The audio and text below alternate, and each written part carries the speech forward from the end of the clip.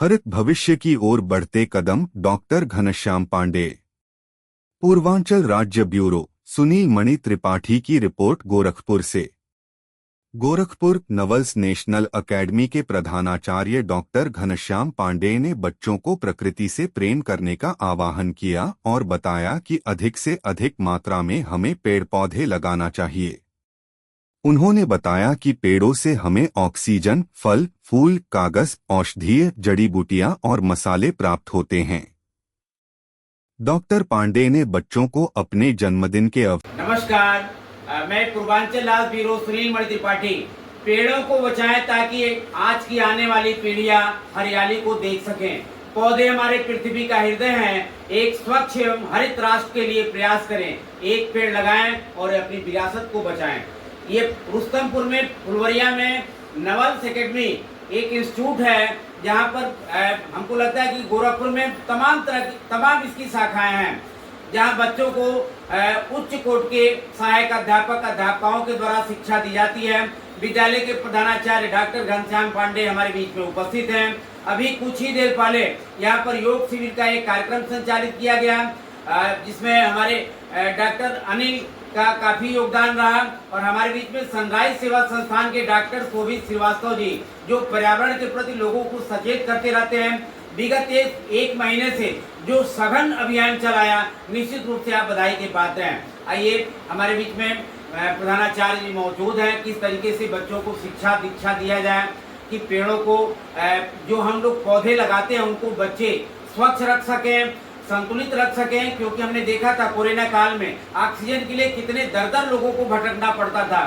जो हमको प्रकृति ने प्रदान किया है, जो ऑक्सीजन, उनको हमको खरीदना पड़ता था। आइए, इसकी रक्षा करने का ये जो बच्चे जो हमारे बीच में पढ़ाई कर रहे हैं, उनको हम क्या संकल्प लेंगे। डॉक्टर साहब, आपका बहुत बहुत धन्यवाद। जो इस तरह के आप लोग कार्यक्रम विद्यालय में पठन पाठन के अतिरिक्त अन्य पाठ आगामी क्रियाएं भी होती हैं, जो संचालित कराते रहते हैं, आपका बहुत बहुत आभार सर। आज जो एक यहाँ पर एक योग शिविर लगाया गया और पर्यावरण के प्रति बच्चों को सचेत करने के लिए एक मुहिम चलाई गई, क्या कहना चाहते हैं? जैसा कि हम सब जानते हैं कि आजकल जो पर्यावरणीय समस्या है, पर्यावरण प्रदूषण की समस्या, उसके सामने जो चुनौतियां हैं, वो किसी देश, समाज या लोकल लेवल, स्थानीय स्तर का ही नहीं है। ये एक वैश्विक चुनौती है। हमारी धरती इस संकट से जूझ रही है और जूझ क्या रही है, इसका अस्तित्व ही खतरे में है। जाहिर सी बात है कि जैसा कि हमारे पर्यावरणविद बताते हैं, और ये सच भी है कि जीवन है ही जीव व वन, जीव धन वन प्लस वन, जीव और वन को एक साथ करें, एक व विलुप्त हो जाता है, वो जीवन बन गया। तो जीवों के साथ साथ अगर वन नहीं रहेंगे तो हमारा जो सा अस्तित्व है वो समाप्त हो जाएगा। हम सब जानते हैं कि ये जो क्लाइमेट चेंज हो रहा है, जलवायु परिवर्तन हो रहा है, वैश्विक चुनौतियाँ जो सामने आ रही हैं, उससे निजात पाने के लिए, उसको कॉम्पैक्ट करने के लिए हमें जो पहला काम है वो ज़्यादा से ज़्यादा संख्या में वृक्षारोपण करना, पौधारोपण करना, और सिर्फ रोपण करना ही नहीं, उनकी देखभाल करना, ताकि वो एक जब तक वृक्ष ना बन जाए, एक मेच्योर पौधे के रूप ना में बन जाए, तब तक उनकी देखभाल करना। और साथ साथ जो पर्यावरण के कारक हैं, पर्यावरण प्रदूषण के जो कारक हैं, उन पर ध्यान दे करके हमारे जैसे जो बायोफ्यूल्स हैं उनका कम से कम यूज करना। हमारे जो भी फैक्ट्रीज वगैरह हैं, जाहिर सी बात है उनको लगाना प्रगति के लिए, समाज के लिए जरूरी है, आवश्यक है। लेकिन एक सस्टेनेबल डेवलपमेंट की जो संकल्पना है वो अमल में लानी चाहिए, उसको ध्यान में रखते हुए। और अगर हम पढ़े लिखे लोग और जो शिक्षा लेवल से खासकर हुए लोग हैं, सिर्फ जागरूक होंगे, दूसरों को भी जागरूक करेंगे, तभी लोगों में एक चेतना आएगी, जागरूकता आएगी और ये समाज का भविष्य बन जाएगा।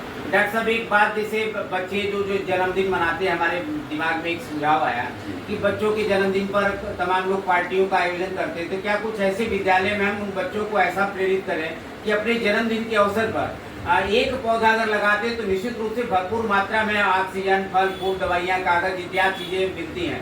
तो क्या विद्यालय के द्वारा इस तरह का एक प्रयास किया जा सकता है? बिल्कुल बहुत सही आप कर रहे हैं, लेकिन ये सब देखने में छोटे छोटे प्रयास लगते हैं। अगले को लगता होगा कि एक साल में एक पौधा एक लगाने से क्या होगा, लेकिन एक अगर सब लगाएंगे तो ये करोड़ों हो जाएगा। और ये छोटे छोटे प्रयास जो है वो लॉन्ग टर्म में एक बड़ा रिजल्ट देते हैं। एक इनका जो सम्मिलित परिणाम होता है वो बहुत अच्छा होता है।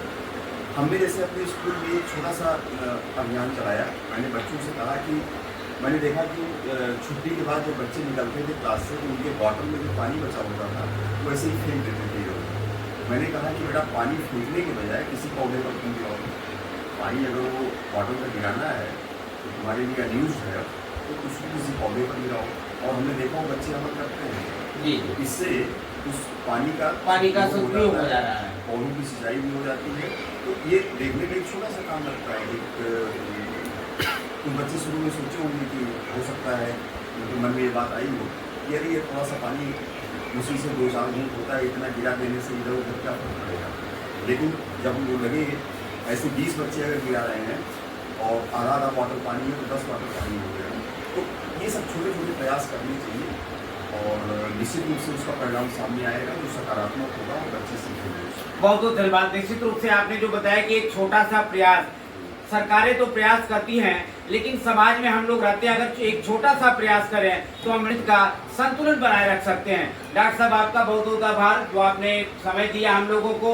और हमारे बीच में जो डॉक्टर शोभित श्रीवास्तव जी सनराइज सेवा एकेडमी के डायरेक्टर हैं, अन्य लोग जो योग गुरु हैं, आप लोगों के बीच में पा करके हम लोगों को भी एक प्रेरणा मिलती कि प्रकृति को संतुलन कैसे बनाए प्रकृति रखें, क्योंकि हम लोग भी समाज के चौथे स्तंभ से आते हैं। बहुत बहुत धन्यवाद सर आपका।